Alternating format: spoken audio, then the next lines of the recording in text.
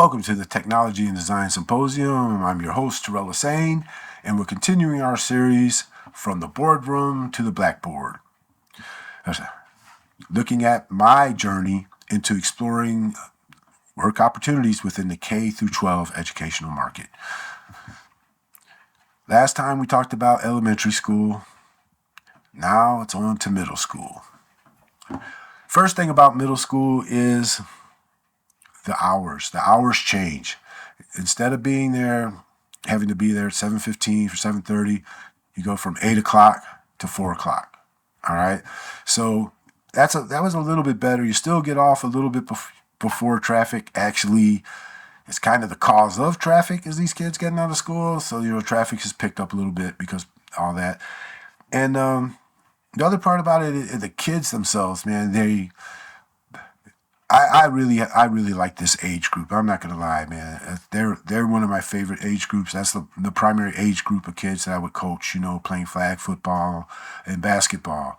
So I was very familiar with this age group, and what I like about them is I won't say they're like the kids from Southpark, but they're like the kids from Southpark. All right, their control and use of the English language is way better than the elementary school, but they still don't use everything correctly, and they're trying to assert themselves as being, a little bit bigger than they actually are, Now, as far as the education goes, this is where they start transitioning from just being in a single classroom. This is where they start learning how to,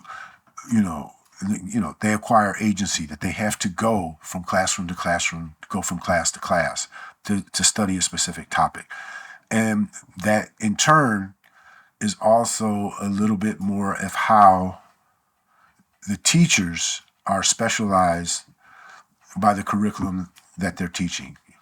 All right. So when you're volunteering, or not volunteering, when you're substituting at this level, depending on the class that you're subbing in, there will be, you can sub for an English teacher, you can sub for a Spanish teacher, a math teacher, gym teacher, whatever. So you're going in there to do a specific thing. So there's more specialization in the middle school than there is elementary. As far as like the discipline goes, same things, quiet coyote, timeout, all that stuff still works. But what is different in middle school is coaches. Coaches are now added into the mix. And coaches, doesn't matter male or female, they are the disciplinarians in the school. And I say that with love, because coaches are very direct. They don't mix words, even at the middle school level. And they'll tell a kid that they're being an idiot to their face, and they'll tell them why they're being an idiot. And if they don't like it, don't be an idiot anymore. You get what I'm saying? A coach is very direct. I'll give you an example. It's like I was subbing in a gym class, and the kids, they all came and sat down in their rows, but I was there with the football coach, and the kids were all chatty. And coach looked over. Well, you guys want to talk? Go ahead and keep talking, but you can sit there. And he hit the button on the stop clock. And 5-minute timer started. That's all the kids like, oh. And so, 4 minutes go by, and then they start giggling. I guess you all need to sit down tomorrow. Bam, he hits the button again. I'm like, oh man, this is gold here. So, I picked up on that. I like that a lot, and that, that how they applied the discipline. But then once they did calm down, those were the kids. They were the kids that come running up to the coach. Oh, Mr. Jones, you're sorry, man. Can I go play basketball? I want to do this. It didn't faze them. And they knew what they did. They knew what they were doing, and they knew that they needed to straighten up. And they knew the coach was dishing out the punishment as warranted. But so it's middle school for me. It was like the first place where I really substituted for a whole class, right? And this, when I say that, I subbed for an art class, and it was like for a whole week, but it was like a Tuesday or Thursday, Friday, then the weekend, and then then I had to come back for Monday, Tuesday, Wednesday. Let's just say Thursday, Friday, I had some disruptive kids, and the way it goes is that the teachers would typically have like 8 classes. So I saw both of my classes one time, the Thursday class and the Friday classes. So essentially I had 8 different classes and 8 different personality groups. So when I would come back on Monday, I'd be facing them again. And I'll put it nicely, it did not go that well those first 2 days. And I left with an attitude, I would always leave with this attitude, I can do better. I can do better. I was not going to quit. I knew I could do better, and I would do better, and I did do better. So I had a whole weekend to think, oh my gosh, I got to deal with these little monsters again for 3 more days. But I knew who my monsters were. And, I knew what I had to do to get through to them. And, basically I had to establish myself as that point of discipline. I had to be that disciplinarian.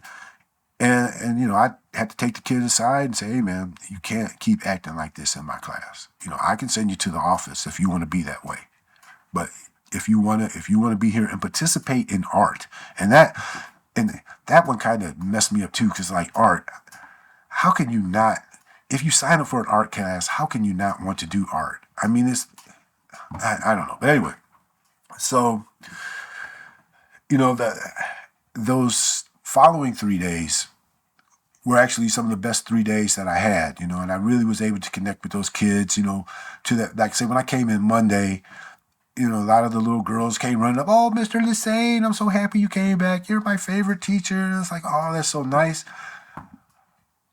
But I will say this, man, middle school girls they're a lot, man. There's so much going on with these little girls.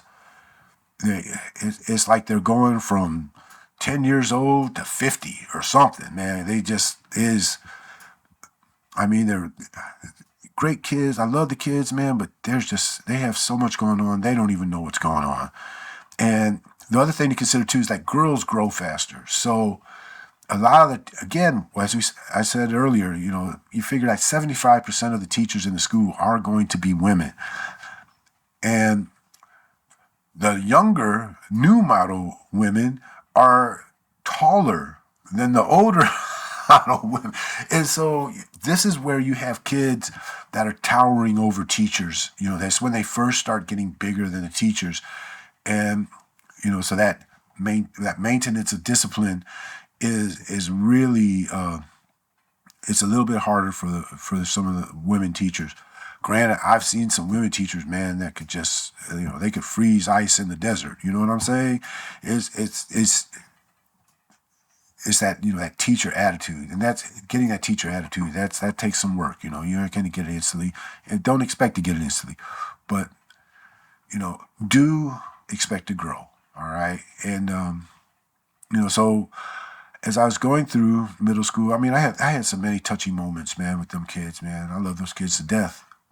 But I didn't feel that was my space to be at, but then again, I may still go to be back in middle school because I really do like those kids. The boys are boys, and oh man, but the hours, you look at it, the hours, you really don't have to, get out there and get them into their car so you don't get rained on in the morning, or you don't have to work up a sweat because it's 120 degrees outside and you're trying to get the kids in their cars. You don't have to worry about that. They're pretty much doing it on their own from that point. So that part's good. And again, the instructor guides that the teachers leave behind are always really, really, really good at that level. They don't put too much pressure on you as much as they put more.